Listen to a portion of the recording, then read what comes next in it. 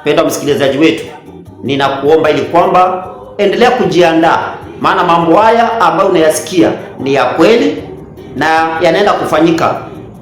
Ni ya kwamba mtu yeyote akiabudu mnyama na sanamu yake na kupokea chapa ya mnyama katika kipaji cha uso wake au katika mkono wake, yeye naye atakunywa katika mvinyo wa ghadhabu ya Mungu.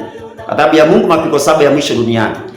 Ghadhabu ya Mungu iliyotengenezwa pasipo kuchanganywa na maji katika kikombe cha hasira yake, naye atateswa kwa moto na kiberiti mbele ya malaika watakatifu na mbele za mwana kondoo.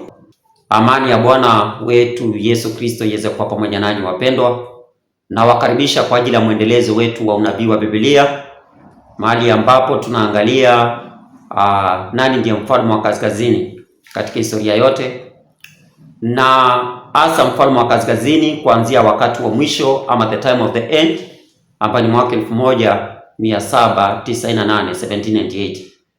Kwa hivyo kuanzia mwaka wa 1798 tuliweza kuangalia na tukaona ya kwamba mfalme wa kaskazini mwaka huo wa 1798 alikuwa ni papacy, na tukaona ya kwamba tukio ambalo lilifanyika 1798 ni ya kwamba serikali ya kipapa ilipokea jeraha la mauti kupewa jeraha la mauti na serikali ya Ufaransa ambayo ilikuwa inatawaliwa na Napoleon wakati huo, na General Berthier ndiye alikuwa generali aliyekuwa anaongoza jeshi wakati huo.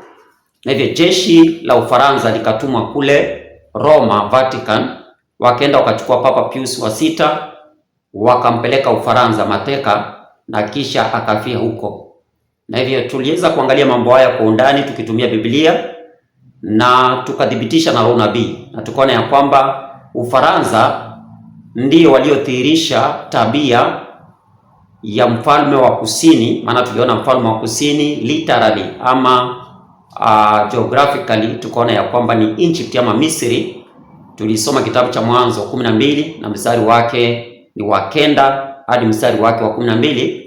Tukaona ya kwamba Farao katika ufalme wa Misri ama nchi ya Misri alidhihirisha tabia za atheism, tabia za kusema ya kwamba hakuna Mungu na kukana deity, yani kukana Mungu na kusema ya kwamba hakuna mambo na Mungu. Na hivyo tukaona nchi ambayo ilidhihirisha tabia hiyo mwaka wa 1798 ama nchi ambayo ilikuwa na tabia hiyo ambayo ilianza mwaka wa 1793, tuliona ya kwamba ni nchi ya Ufaransa. Ndio ilileta kitu ambacho kinaitwa French Revolution, ambayo walileta misingi ya atheism, na akawa ndiye anadhihirisha tabia za Egypt, na akawa yeye ndiye mfalme wa kusini wa kiroho. Tulisoma pia kitabu cha Ufunuo 11, utapata pale kuanzia mstari wake ni wa 8 ya kwamba Ufaransa ama nchi hiyo ama serikali hiyo inafanishwa na Misri na Sodoma, ama Egypt na Sodom. Egypt ilileta kitu ambacho kinaitwa atheism na Sodom ilileta licentiousness ama ile immorality. Na hivyo wapendwa, tukaona ya kwamba ni nchi ya Ufaransa ndio ilithirisha tabia kama hiyo. Na hiyo nchi ikiwa na misingi hiyo ikatambulikana kama ndio nchi ambayo inatambulikana kama mfalme wa kusini wa kiroho, kadhirisha tabia za Misri. Na nchi ambayo ilidhihirisha kuwa mfalme wa kaskazini wa kiroho tukaona ni papacy. Tulisoma hata Ufunuo 17 tukaona ya kwamba serikali ya Roma ya kipapa ndiyo inafanishwa na Babeli ya kale, mahali shetani aliweka kiti chake mara ya kwanza. Pia ameweka kiti chake, shetani ameweka kiti chake katika Roma ya kipapa, Ufunuo 13 mstari wake wa 2. Ndio Babeli ya mwisho duniani, na ndio mfalme wa kaskazini, mahali shetani aliweka kiti chake upande wa kaskazini, mahali alisema ataka kiti chake.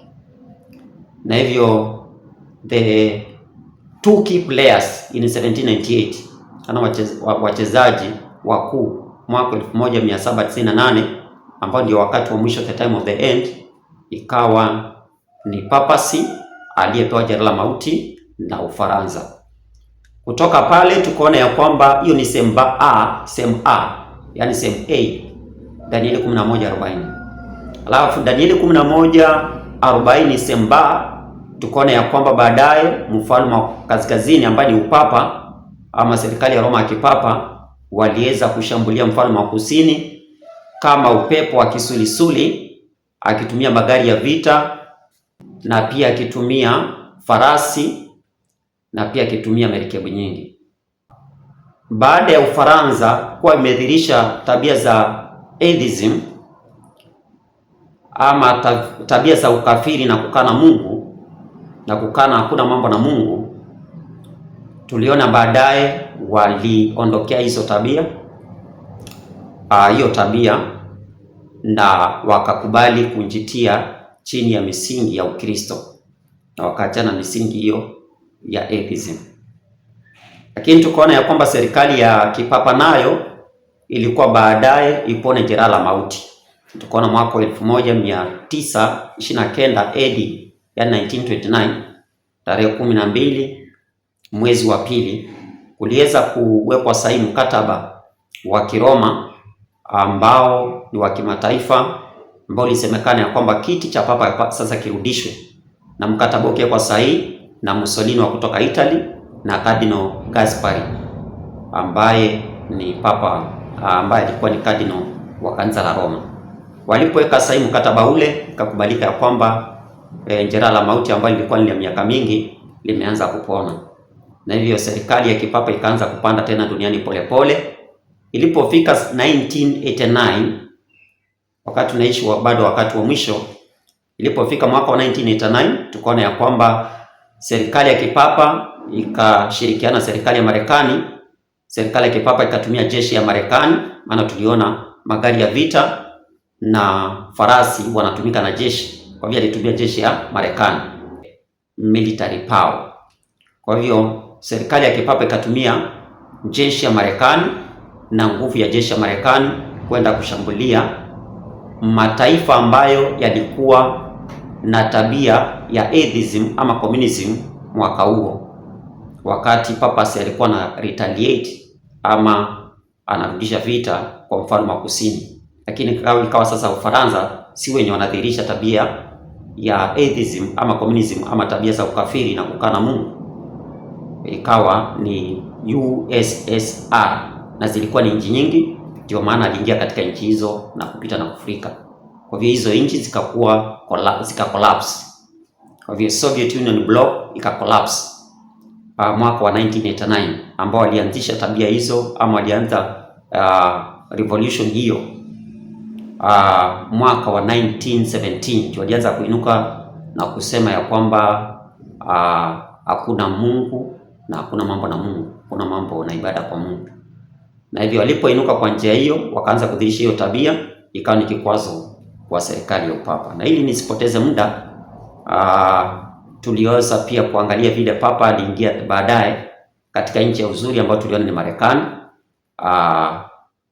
Bado hajaingia, lakini ataingia huko akitumia mkono wake ambao ni sheria ya Jumapili. Kwa hivyo tunatarajia serikali ya kipapa mkono wake utatumika pale nchi ya Marekani kwa ajili ya kusimamisha ibada ya Jumapili. Kwa hivyo mkono wake, mamlaka yake ambayo tuliona ibada ya Jumapili ndio mamlaka yake, na tukaona ya kwamba wengi watapinduliwa, yani many shall be overthrown, ambao tuliona wengi ni watu wa Mungu waliokuwa wanadai kushikilia ujumbe wa malaika watatu, walikuwa wameshikilia ukweli, baadaye wakaondokea ukweli, wakaondokea upendo, na upendo wao ukapoa kwa sababu ya kuongezeka maasi. Tukaona ya kwamba vile watatekwa kwa upande wa papasi na kuacha msimamo wao kwa upande wa papasi na kushindwa na kuondokea amri takatifu ambayo walipewa na kuondokea haki. Kisha tukaona ya kwamba kuna wale ambao wataepa, ambao ni Edomu, Moabu na Waamoni, ambao tuliona wale ni wale ambao watakuwa katika system za makanisa ambayo imeanguka, ambayo ni kanisa la Roma na makanisa ya Jumapili ya Kiprotestanti ambayo yameondokea ukweli. Kuna wale ambao watasikia ukweli wa Sabato wakati kilio kikuu kinapeanwa, wakati sasa ile inapitishwa Marekani, ama sheria ya Jumapili inapitishwa Marekani, alafu wataepa. Walikuwa ni kwa sababu wajui, lakini baada ya kusikia hiyo na kudhihirishwa ukweli, watatoka na watajiunga na masalio ya watu wa Mungu. Na hivyo sasa naomba niingie Danieli 11 na mstari wake ni ule wa 42. Danieli 11:42 na naomba nisome. Mfalme wa kaskazini, maandiko endelea kusema hivi: He shall stretch forth his hand also upon the countries, and the land of Egypt shall not escape. Ya kwamba tena atanyosha mkono wake. Kumbuke maana ya mkono ni mamlaka yake ambayo ni sheria ya Jumapili, tuliweza kuangalia. Kwa hivyo mkono wake wa kwanza aliingiza nchi ya Marekani kwa kupitia sheria ya Jumapili huko, ama sheria kulazimisha ibada ya Jumapili huko. Tena atanyosha mkono wake baada ya kuondoa kikwazo cha nchi ya Marekani ambayo ndio nchi ya utukufu. Sasa atanyosha mkono wake na kuingia katika nchi nyingi. Atanyosha mkono wake kwa nchi zingine, alafu nchi ya Misri haitaweza kuepa, haitaepa. Kwa hivyo nchi ya Misri haitaepa. Kwa hivyo mataifa yote duniani yatakuwa upande wa papasi. Sasa tuangalie nchi ya Misri inamaanisha nini? Kwa hivyo jue wakati anasema nchi ya Misri haitaepa, he shall stretch forth his hand also upon the countries, and the land of Egypt shall not escape. Nchi ya Misri itaweza kuepa baada ya kuingia katika nchi zote, baada ya kuingia katika nchi. Kwa hivyo inamaanisha hizo nchi kumbe zinafanishwa na nchi ya Misri. Kwa hivyo baada ya kuingia Papas kuingiza mkono wake Marekani, baadaye ataingiza katika nchi zingine, na nchi ama Misri haitaweza kuokoka ama haitaweza kuepuka mkono wake. Nchi ya Misri inasimamia nini?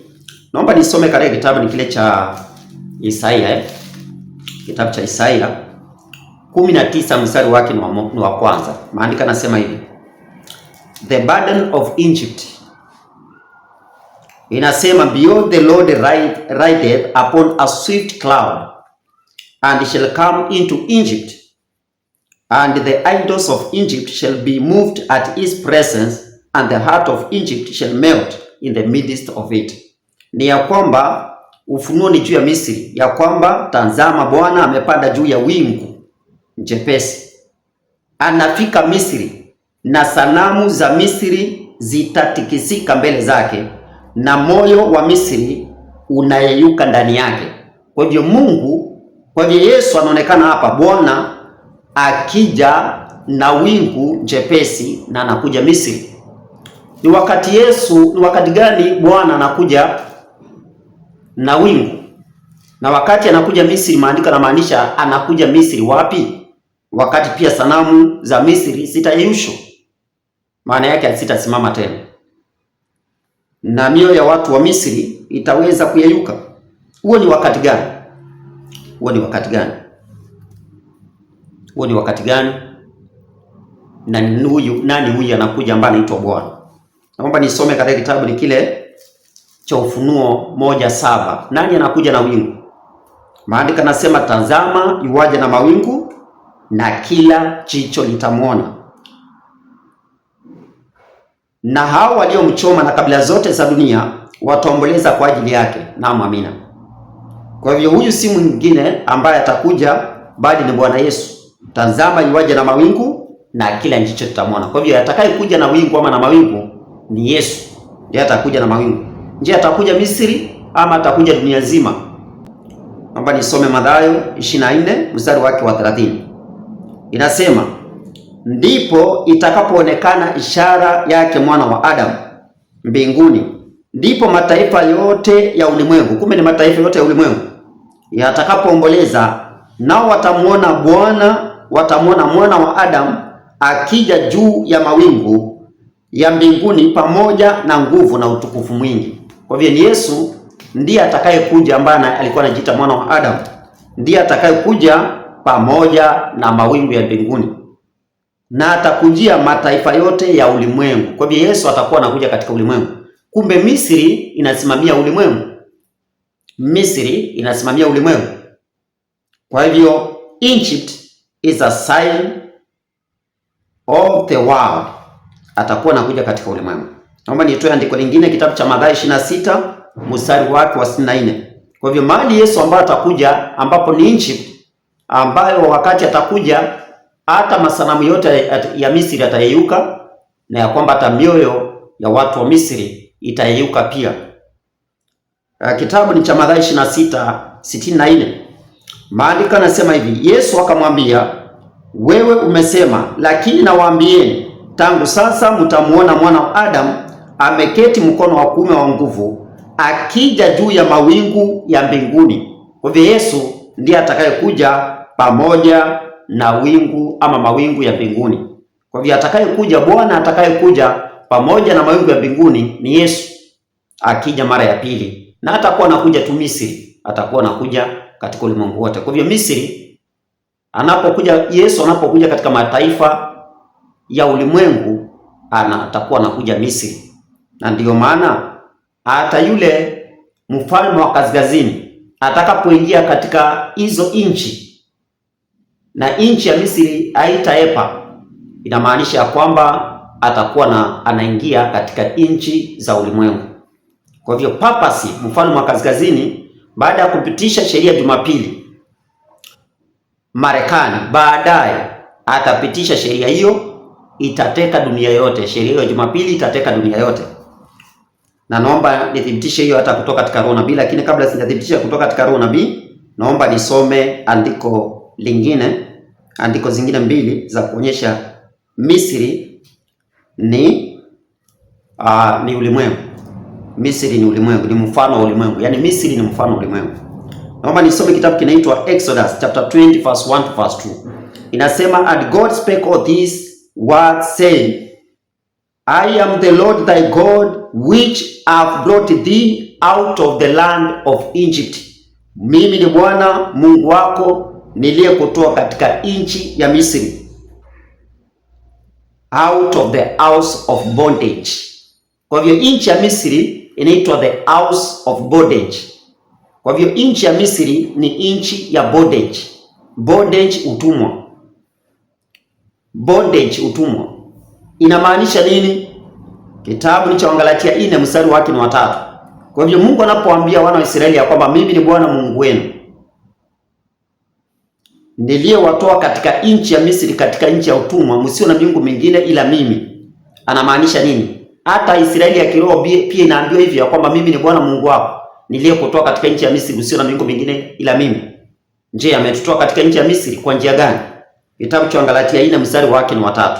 Galatians chapter 4 verse 3. Kwa hivyo inamaanisha kwamba huyo Mungu ambaye aliambia Israeli nimewatoa katika nchi ya Misri, nchi ya utumwa ama nyumba ya utumwa, msio na miungu mingine ila mimi, bado anazungumza na sisi. Anatuambia kama sisi tumekubali kuwa Israeli wa kiroho, tusiwe na miungu mingine ila yeye. Na bado anatuambia mimi ni Bwana Mungu wako niliyekutoa katika nchi ya Misri. Je, sisi tumetolewa Misri gani? Galatians chapter 4 verse 3. Wagalatia 4 mstari wa 3. Inasema hivi, even so we, when we were children, we were in bondage under the elements of the world. Under the bondage, we were in bondage under the elements of the world. Kwa hivyo bondage ni elements of the world. Kumbe utumwa, tulikuwa katika utumwa wa mambo ya ulimwengu. Tulikuwa katika utumwa wa mambo ya ulimwengu. Kumbe Misri inasimamia ulimwengu.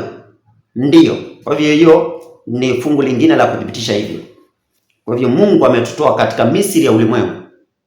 Ndio maana ukiendelea hiyo Wagalatia 4:4, ukiendelea tumefika mstari wa 3, ukiendelea mstari wa 4 nasema ilipotimia utimilifu wa wakati, Mungu alimtuma mwanawe aliyezaliwa na mwanamke, amezaliwa chini ya sheria ili awakomboe wale walio chini ya sheria.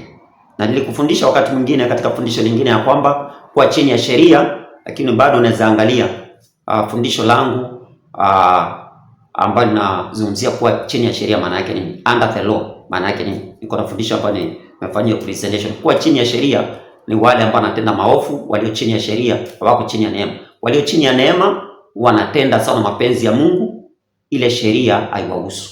Maana hawako chini ya sheria, wanatenda sana mapenzi ya Mungu. lakini wale walio chini ya sheria nilikufundisha ya kwamba ni wale ambao ni waovu, wanatenda maovu, hawaishi kulingana na mapenzi ya Mungu. Ndio maana ile sheria inawahusu. Na nikakupea mfano wa wakati sheria Kenya imeweka sheria inasema mtu akivuta bangi ama akipatikana akivuta bangi anafungwa miaka 10 gerezani. Kama uvuti bangi automatically wewe hiyo sheria ikuhusu.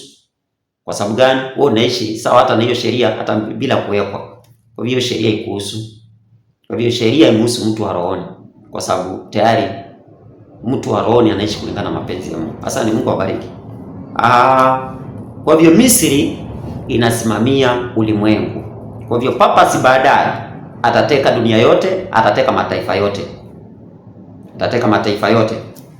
Hayo mataifa yote pia Danieli 11 mstari wa 43 inasema, but he shall have power over the treasures of gold and of silver and over all the precious things of Egypt, and the Libyans and the Ethiopians shall be at his steps. Ya kwamba atakuwa na mamlaka juu ya hazina zote za dhahabu na fedha na vitu vyote vya dhamani vya Misri, ambao tumeona Misri ni ulimwengu. Kwa hivyo vitu vyote vya ulimwengu, hazina zote za ulimwengu zitakuwa chini yake. Kwa hivyo atahakikisha fedha zote, dhahabu zote ziko chini ya mamlaka yake. Ndio maana itasemekana hakuna kununua wala kuuza isipokuwa una chapa ya mnyama. Kwa hivyo itahakikishwa kwamba fedha zote yeye ndiye ana control. Dhahabu, fedha, atahakikisha kwamba ameteka the economic power. Maana hawezi kutawala dunia asipokuwa na economic power. Kwa hivyo atahakikisha uchumi wote wa dunia uko upande wake. Kwa hivyo atateka fedha zote, dhahabu zote na treasures zote, precious things na vitu vya thamani vyote vya Misri na hata wa Ethiopia ama Kushi na Libyans. Kushi ama Ethiopians na Libyans watakuwa chini yake pia. Inamaanisha nini Ethiopians na Libyans? Naomba niseme ya kwamba Ethiopia inajulikana kama nchi ambayo kipindi hicho cha Biblia ilijulikana kama nchi ambayo ilitajwa na vitu vya thamani. Vitu vya thamani kama dhahabu. Ethiopia ambayo ni nchi ya watu weusi ambao ni huko Ethiopia kuteremka hivi Afrika, ilijulikana kama nchi ambayo iko na utajiri. Kwa hivyo nchi ya watu weusi ilijulikana kwamba ni nchi ambayo ilikuwa na utajiri. Na naomba nithibitishe katika kitabu cha Ayubu 28 mstari wake na 19. Ilikuwa na vitu vya thamani. Ukiingia hapa Kongo utapata dhahabu zinachimbwa huko. Ethiopia na Libya hazitaepa.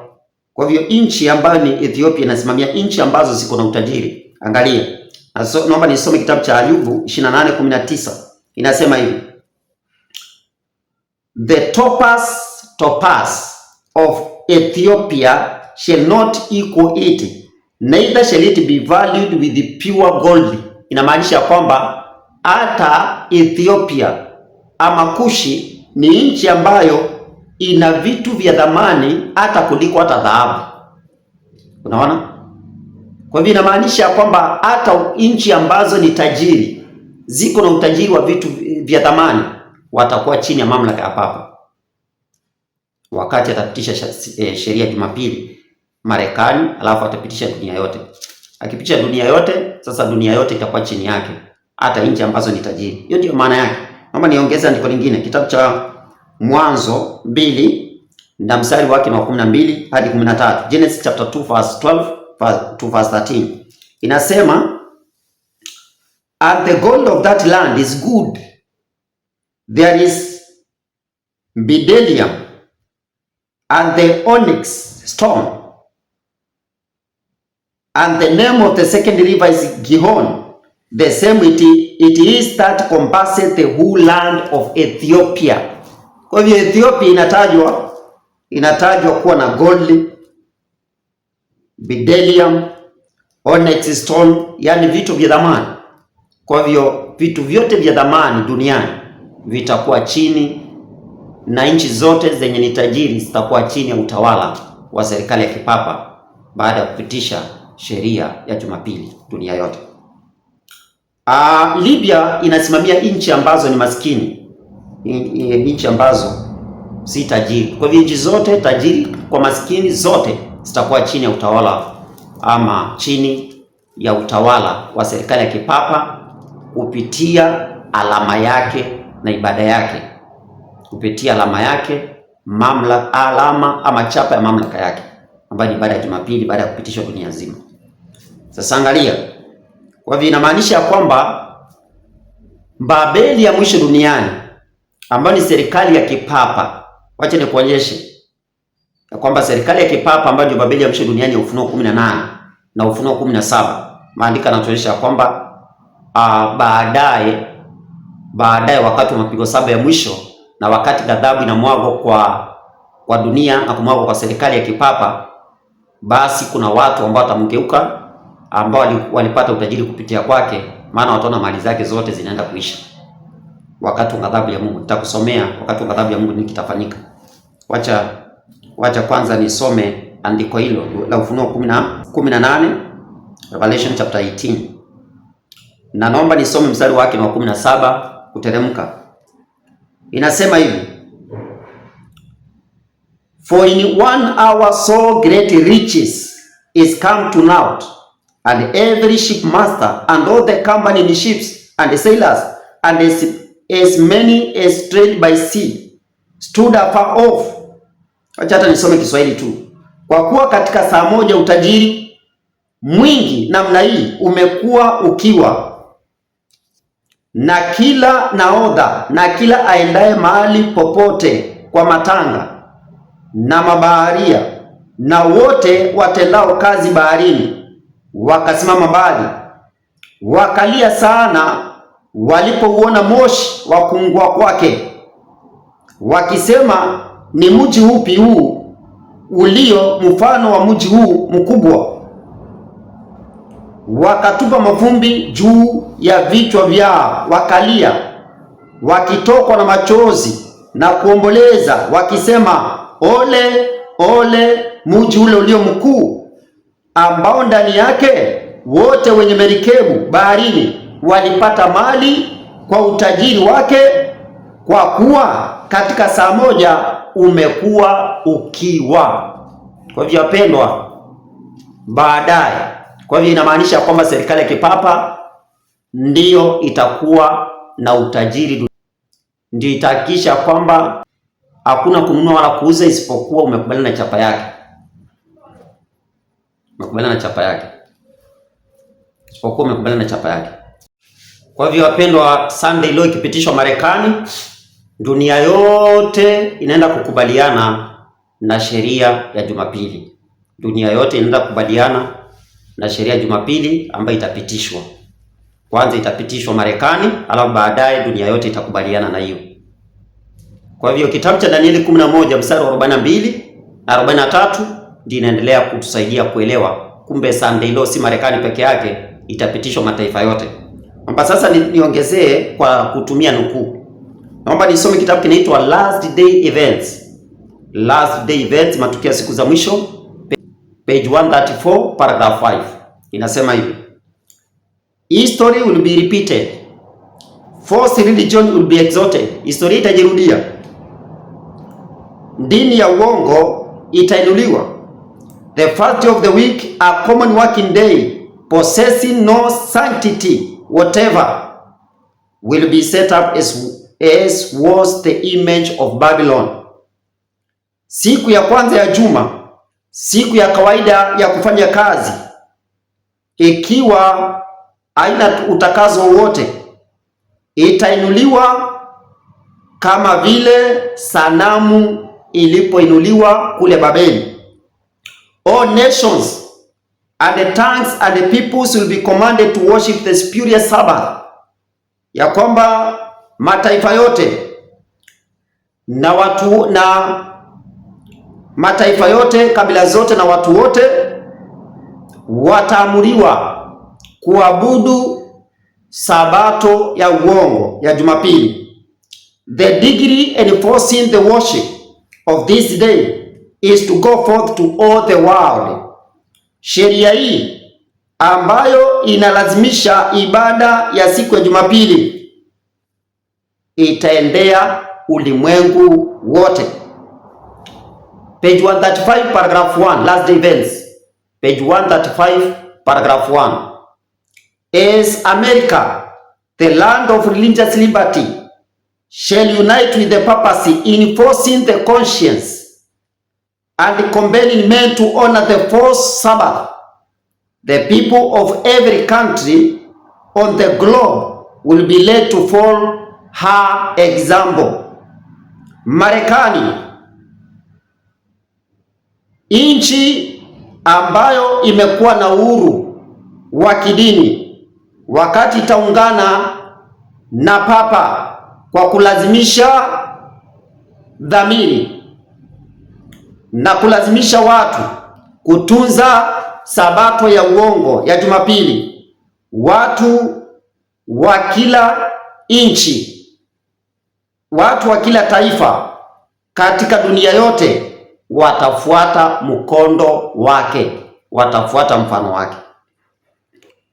Quotation nyingine ni katika kitabu kinaitwa Last Events, ukurasa wa 136 ubeti wa 3.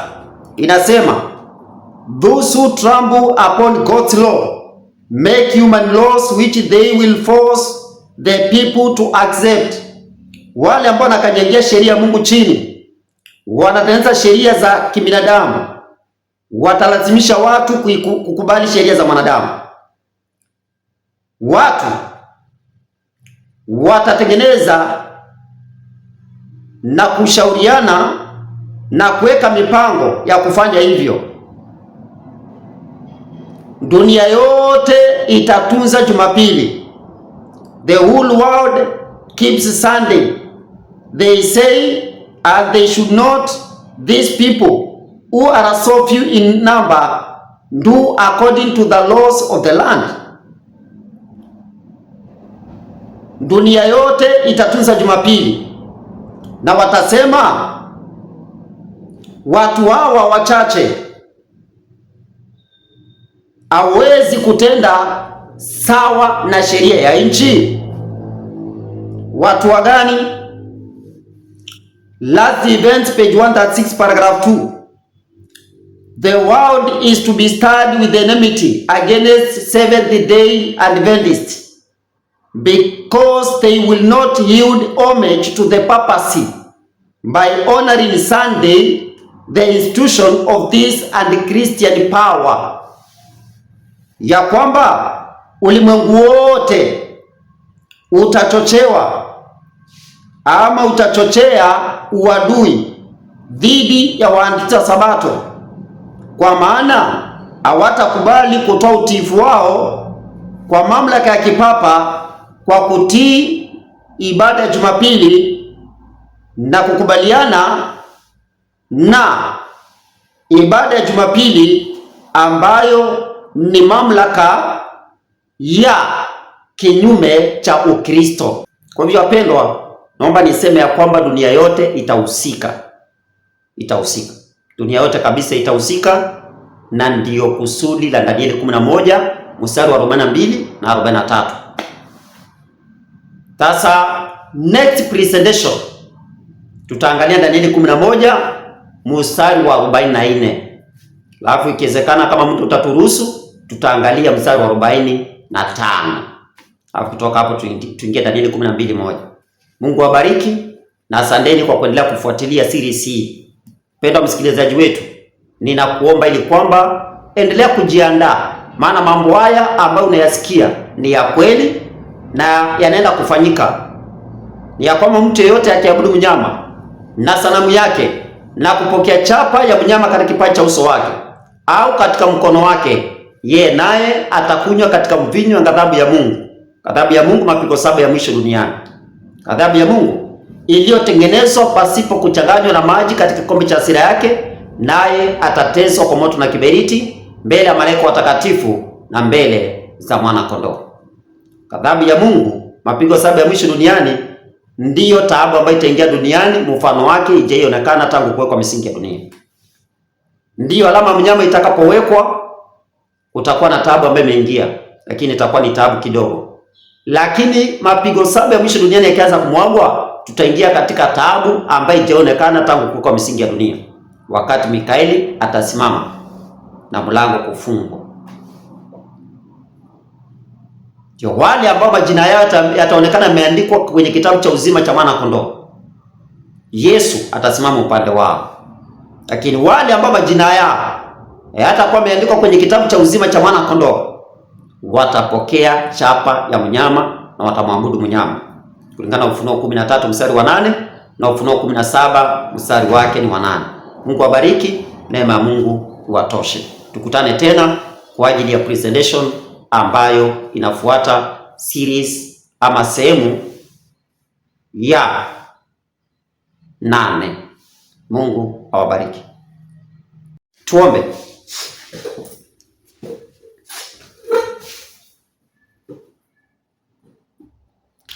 Baba na Mungu wetu wa mbinguni, jina lako litukuzwe. Asante kwa nafasi ambayo umetukirimia kwa ajili ya kuangalia unabii wa Biblia. Neema yako itutoshe tunapoendelea kujifunza mambo haya. Msikilizaji, msaidie kuelewa, mfunue akili zake kuelewa na maandiko, mtakaze moyo wake, tuandae wote ni kwa ajili ya ufalme wako na kwa ajili ya uzima milele, katika Kristo Yesu Bwana wetu tunaomba na kushukuru. Amen. Asanteni wapendwa, Mungu awabariki sana.